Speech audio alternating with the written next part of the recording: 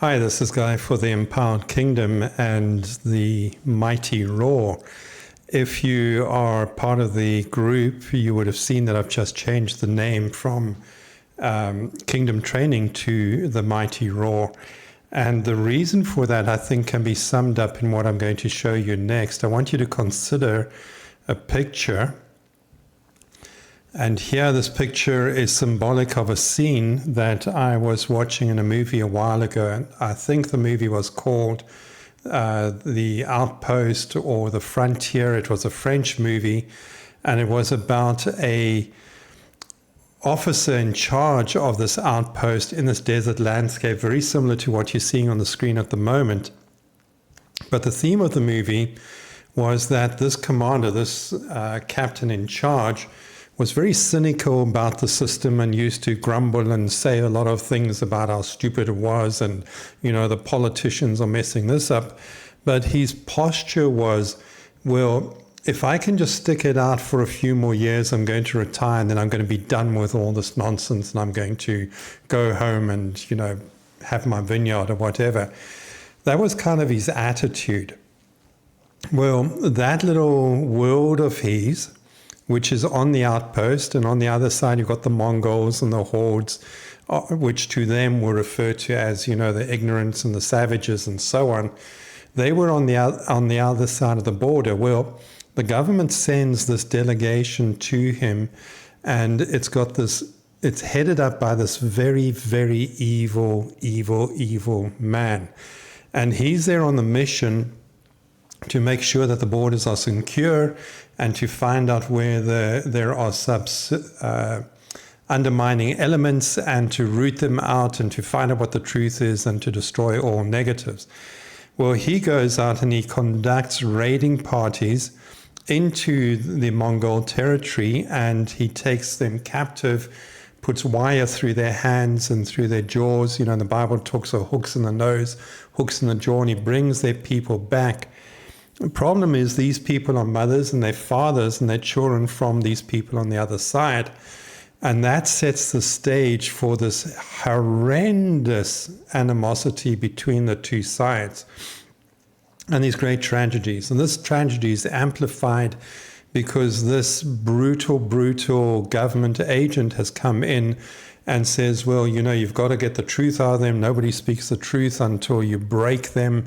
And at a certain point, their voice changes and now they're speaking the truth. Well, as it turns out, that point is he tortures them to the point of death. And this camp commander goes in and he sees these fathers who, by the way, have been in his outpost and have traded in the past, and he's spoken with them, and he has got to know that these are not savages, but these are people. And he sees them broken and dying in front of him in the dungeons. He goes out from there, walks down a street, and he meets this blind woman begging. And he stops and he starts talking to her. He says, what's going on? Well, she was captured in this conflict that's going on, and she's now begging. She's blind. She's helpless. And so he takes her in, and she's this incredibly vulnerable lady. She's attractive. He starts feeling love for her as he cares for her, but he's caught up in this situation where she's labeled by the state as the enemy. And so he's got to deal with all of these challenges, this dream of just escaping this whole thing and just making it to retirement, and then he can be done with it all. That thing flies away. And eventually he recognizes, he can't. His conscience starts bothering him too much. So what does he do? He takes this woman and he discovers, but she is the daughter of one of the Mongolian tribes out there. So great risk to himself, sneaks out in the night. He takes a couple of donkeys with food provisions and a few of his assistants, and he goes out into the desert and he meets the leader, and the leader absolutely wants to kill him except for one fact. And the fact is that he brought his daughter back to him, albeit she's now blind. And so it's a very, very, very intense movie. But how does it all end? Well, it ends with a scene that's similar to this. Because what happens is that this agent goes out on his mission, as he usually does. We're going to secure them. They're savages. There's nothing they can do to us. Well, late in the afternoon, about midday, he comes running back, he and his entourage. They get in their wagons. They flee out the other side of this little outpost. Why? Because there's a rumbling and there's a roaring that's growing on the horizon, which is similar to what you see in this picture. That bank or that dust storm, if you can imagine, that is being kicked up by the hooves of horses, of warring horses that are now running down on you. And so the final scene is you've got the outpost, you've got this captain who, by the way, was demoted by the government official to being a street sweeper, and he's sweeping the street and he looks up, the government has run out the back door, and in front of him is the scene of this thundering hooves, and the clouds are coming closer and closer and closer. The camera zooms out into this huge panoramic view, and you have the sense of absolute horror because you know what's coming. Their total annihilation and brutalization is coming. So why am I sharing this with you? I'm sharing this with you because I believe that in our spirit we recognize there is the rolling thunder. In our spirit we recognize that the hordes of hell are rising up against the kingdom. But also in our spirit, what I'm saying to you, if you look at this picture and this image, when you have an army coming like that against you, and let's imagine that in the front, these are a few Bedouin looking after their sheep. They have no hope whatsoever. That army is going to decimate them.